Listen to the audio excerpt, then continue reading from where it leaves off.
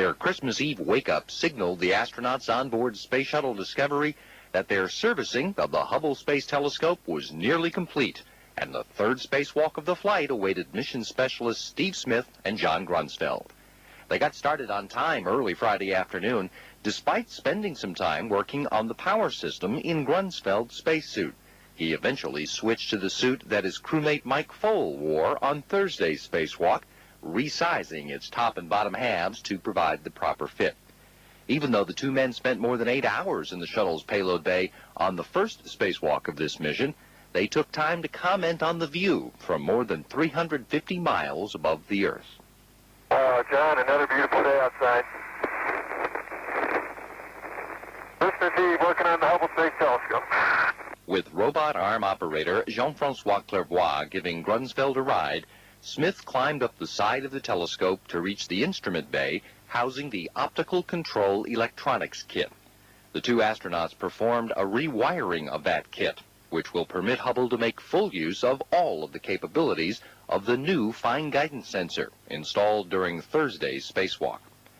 Next, they moved to the front of the telescope and opened the equipment bay housing a failed S-band single-access transmitter, which they were to replace with a spare unit, and a mechanical tape recorder, which was to be replaced with a new solid-state recorder able to hold 10 times more science data. The small connectors on these boxes, first disconnected and then reconnected while wearing bulky, pressurized gloves, presented Smith and Grunsfeld with the most hand-intensive task of the day. Finally, the spacewalkers removed several squares of multilayer insulation that had been put in place on the telescope during the last servicing mission in 1997 and installed in their place new outer blanket layer panels. The stainless steel covers are designed to guard those areas of the telescope against the harsh radiation and temperature conditions of space for the remainder of Hubble's life on orbit. Smith took a moment to capture a final portrait view of his partner, Grunsfeld, and then the two spacewalkers began a final cleanup of Discovery's payload bay, stowing all of the equipment the on-orbit servicing crew had put to use over the course of 3 spacewalks. As they worked, spacecraft communicator Steve Robinson relayed word to Foale that all of Hubble's new equipment was operating according to plan. We had a good SSR aliveness test quite some time ago. We've also more recently had a good OCE functional test, and that puts us in the status of full mission success, for which we congratulate every member of the crew. Well, Houston, from Discovery, we are very privileged and grateful to have taken part in such a great endeavor to reestablish Hubble's working and astronomy capabilities. And just before they re-entered the shuttle and ended an 8-hour, 8-minute spacewalk, Smith and Grunsfeld paused to speak directly to the rest of the Hubble team to thank them for the success of this third servicing mission. And from the crew of Discovery, the STS 103 Hubble mission, we'd also like to wish everybody happy holidays and some peace on Earth.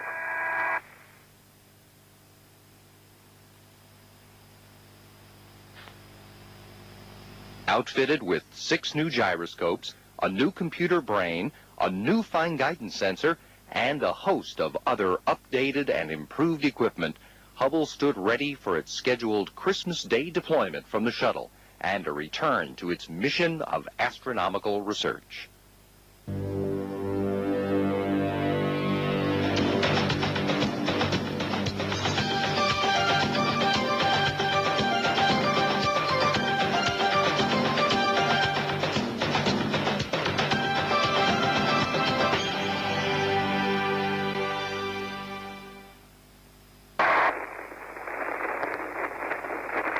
John, another beautiful day outside.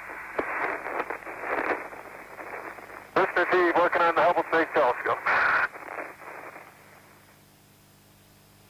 The SSAT capture tool is still there, the bayonet is closed, and everything is secure. Okay? You can present the other end of it to me, okay? The other end. How about that? Yeah, there we go. Okay. Okay, you're tethered to it still. I'm still tethered to it. Yeah, I've got it. Okay.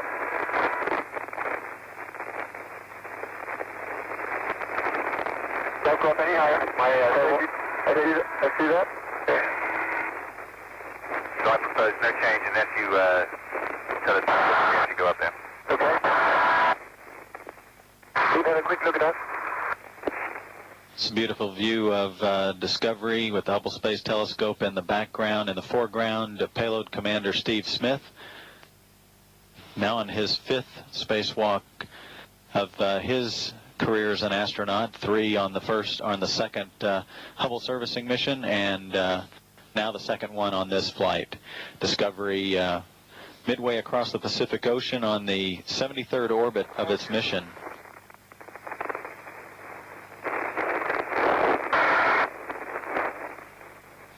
Smith, along with his colleague John Grunsfeld, are wrapping up the setup for today's spacewalk, again scheduled to last about 7 hours.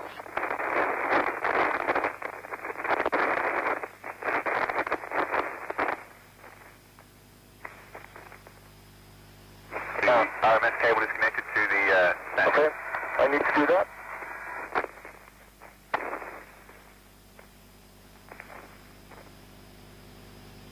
Thank you. I'm going back out.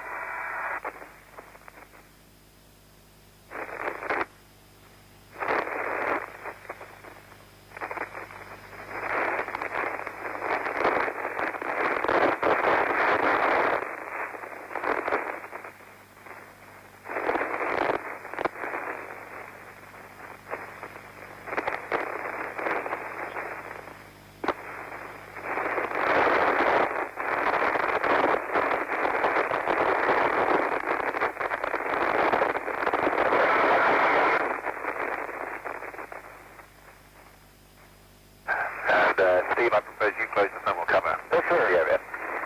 Absolutely. Thank you.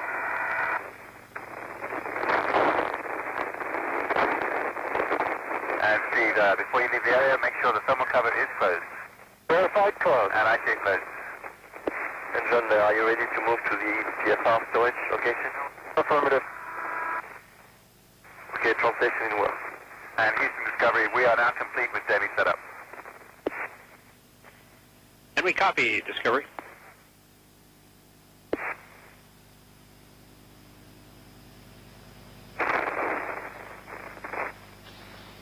Mike Full notifying Mission Control here that the daily setup is completed. All of the tasks associated with preparing for today's activities are complete. And again, the 2 crew members working today. John Grunsfeld on the end of the remote manipulator system, the robotic arm. And Steve Smith, the free-floating astronaut, while over their shoulders down below, Discovery's passing high above the Yucatan Peninsula on the 73rd orbit of the mission.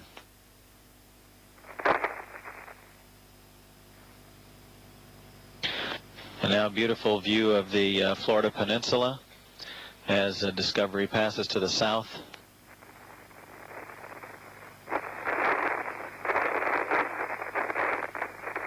John, at the other end of your tennis is this. Okay? I have it. You got it? I clear? You're all clear. Okay, go so you can start pitching me up. Okay, I will put you in the attitude forward key and also the X. Okay. Mike, just so you know, the white draft is secure on the MFR storage bracket. I copy. Okay, you're cleared across. Come up. Hello, Hubble. And Steve, what's your tether reel against the telescope as you go up? Okay. Okay, I'm showing 45 right. And it's heading to 30 left. So I think you can come aft a little bit?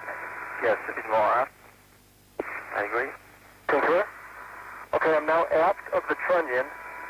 You can come towards the telescope. I'm still about 6 feet away. Copy, towards the telescope.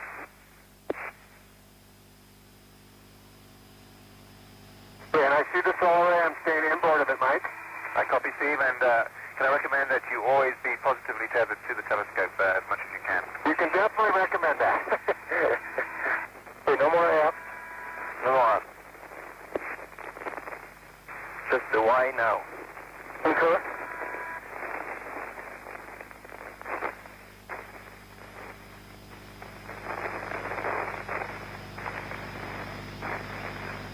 And I will give you some body roll left, so that the on the telescope. Okay, some body yaw left. Yeah, that's all. Thank you. Let's go in the top hole. Right, and then I'll give you the connector tool back, and it's fully extended. I concur. Okay, and that one's locked. I now have the connector tool. You got it? Yep. Okay, if you can push the door open, come in open. I know the battery louvers are below me. Yep. I've never had this view of the APU steam vents before. Yeah. Very good view, gentlemen. These are closeout photos documenting the work that the two crew members just completed in this as the part of the spacewalk. And as we heard Steve Smith, the free-floating astronaut, hanging onto the telescope, one of the telescope's handrails, looking back at the tail of Discovery and jokingly commenting that he's never had this particular view of the APU steam vents. Those steam vents for the auxiliary power units of the shuttle are located on either side of the vertical tail of Discovery. Okay, you can relax your grip now, and we're going to do a view face on. Okay. To do that, I'm going to have to... We have a nice view of Steve. Okay, I'm going to have to turn my foot plate to do that. Okay, you want me to hold the camera? Yeah, that's probably the best.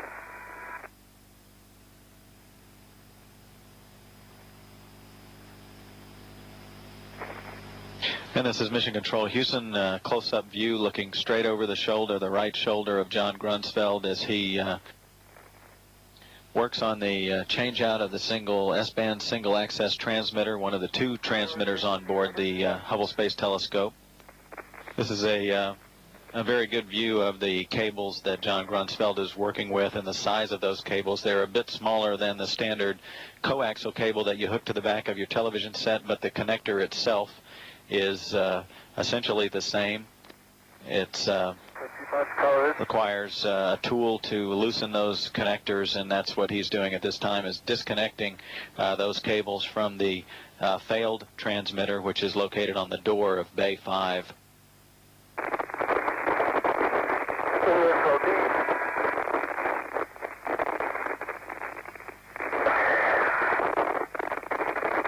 funny to let go of a tool, even though you know it's tethered. Here. I have the old SSAT in my hand. Good job, John. You got all the washers, too. Yep.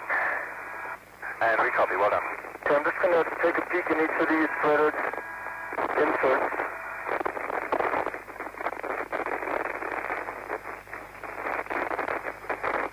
And they all look pretty reasonable. You need to scoot. Oh, okay, right there is good. Yeah, I've got the box. Okay, we'll take your tether off. I'll do that. You can mount the other one first if you want. Okay, that's a good idea. Let me do that. Okay. I'll get a couple of those in before I go on it.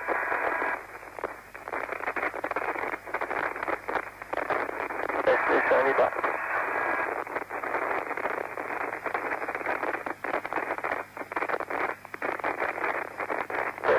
Release.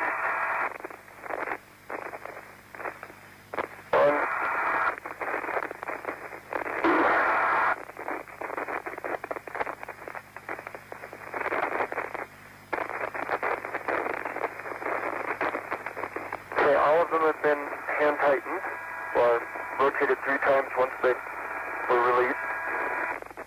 We copy, John. So we're expecting 3 more. Okay. 3 more times, I mean, with the tool. It'll be a little hard to predict just because I can't really tell when it starts threading. But I'll let you know how many turns it goes. Okay.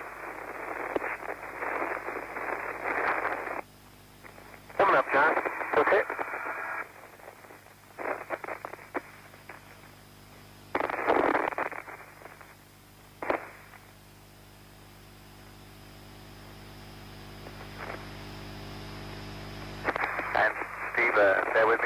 reminder, but as you work on this, try not to let your legs go up at all.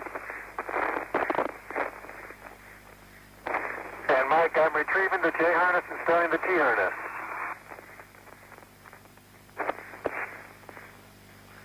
I copy, Steve. I can see the J harness is nicely tethered to me. Until I start going down to Take me to the runway. Take me to the cope. Copy to the cope.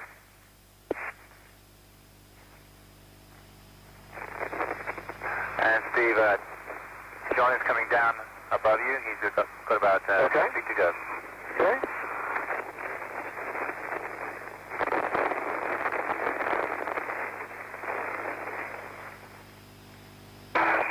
I'll be ready for you in 1 minute. Okay. No rush. So you can enjoy the moment for a second. In the past, we've used the end effector. Yeah. Ready workstation. Your right waist tether will work. Okay. I concur. If you can grab your right waist tether.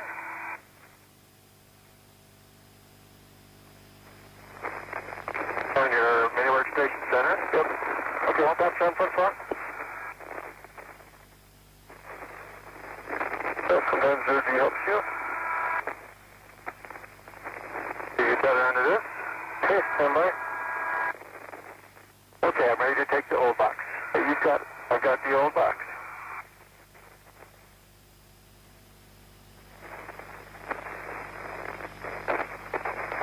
And I'll meet you up there. Okay, jump front flap.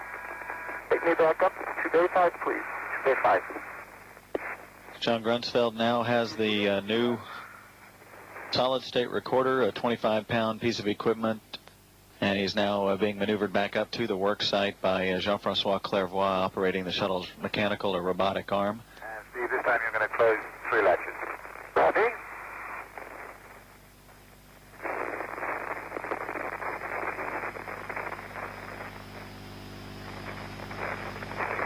Oh, look how fragile it is. Yeah. I see that we're flying over the NASA Keck 1 and Keck 2 telescopes. Is that right? I don't want to lean back. Don't lean back.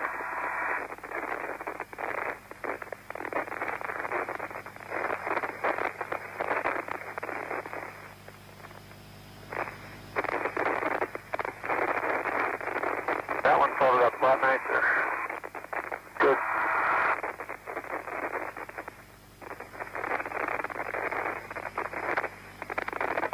Just get it started here for us. Okay.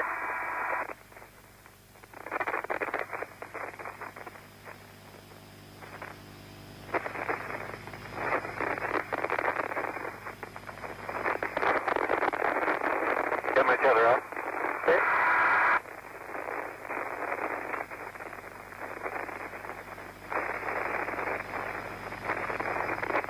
Stand by. Don't hurry.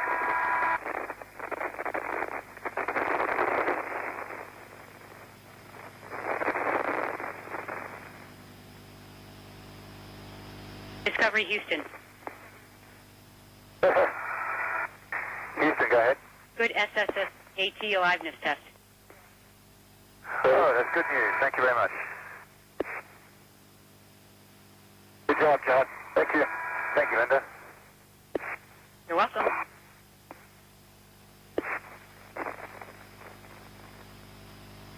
You're clear? Okay.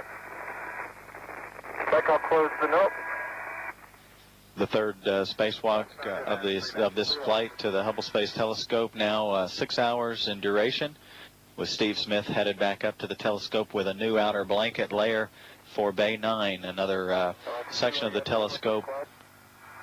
Bay 9 houses the reaction wheel assemblies for the Hubble Space Telescope, and again, these outer blankets have been fashioned on the ground to be easily installed in order to protect the equipment inside these work sites from thermal extremes that the telescope experiences during its orbit of the Earth.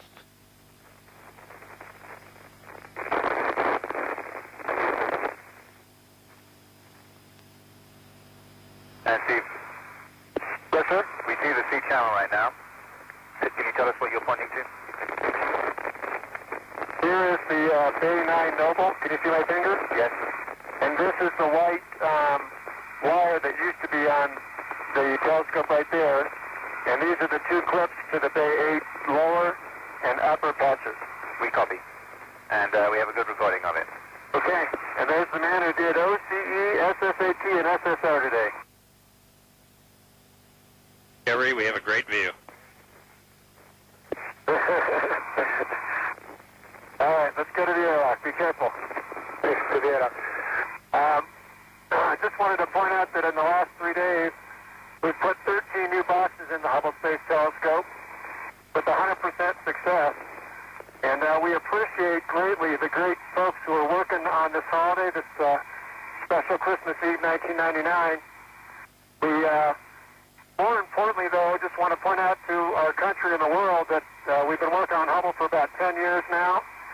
And the team across the nation and around the world has been working very hard for this last year in particular to prepare this hardware and this 7-member crew to fix this telescope. We're all incredibly proud to be part of that team.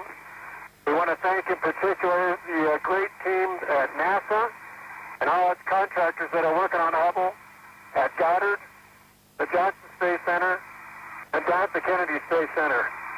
Several of you we've gotten to know, some of you haven't. You're all very special, though. Every time Hubble returns some magnificent science, we hope that you take the great pleasure that we do when we hear it. The information that Hubble's returning is making us a lot smarter, and it's making our lives better, and it's making the lives of our children a lot better. So congratulations to everyone at NASA and the contractor team. Our country and the world should be very proud of you. Don and I and Mike and Claude have spent 3 special days in those special spaceships out here that we call the Extravehicular Mobility Unit, and John would like to say a word about that. Well, of course, it was the Space Shuttle, which is an incredible machine that got us up here. And once we got up here, Mike Full, Claude Nicollier, Steve Smith, and myself got to get into our own spacesuits, our own spaceships, in orbit around Earth. And these are incredible machines, and they allowed us to fix the Hubble Space Telescope. We sincerely like to thank all those folks at the Johnson Space Center, at Hamilton Sunstrand, ILC Dover, at Boeing, and all the various subcontractors that contribute to these great spacesuits, and all the tools that we use. We had over 500 piece parts out here to do our job, the tools, and of course all the training that we had to do at our large swimming pool, the neutral buoyancy facility. And without that large team, this couldn't have happened. And I know I feel especially privileged, as do all the crew members on board, and personally as an astronomer, as are Mike and Claude Nicollier, to have had the chance to work on the world's greatest telescope. And we hope to see it back in service very soon. And from the crew of Discovery, the STS-103 Hubble mission, we'd also like to wish everybody happy holidays and some peace on Earth.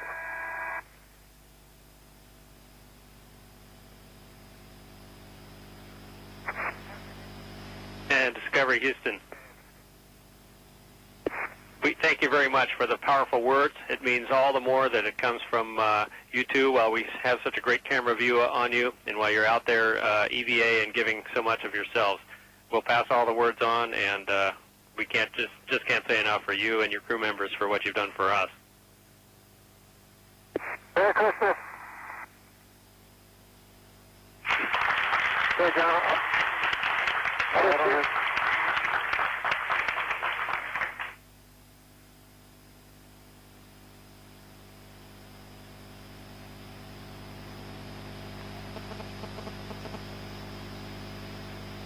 I'm sure you know who I am.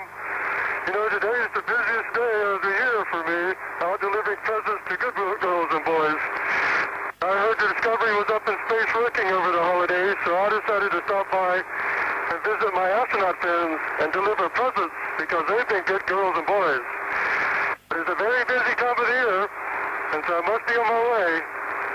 But I would like to wish all the boys and girls around the world a Merry Christmas, especially those ones down in Houston and Mission Control at the Kennedy Space Center, which done so much work during the holidays to make this mission such a great success.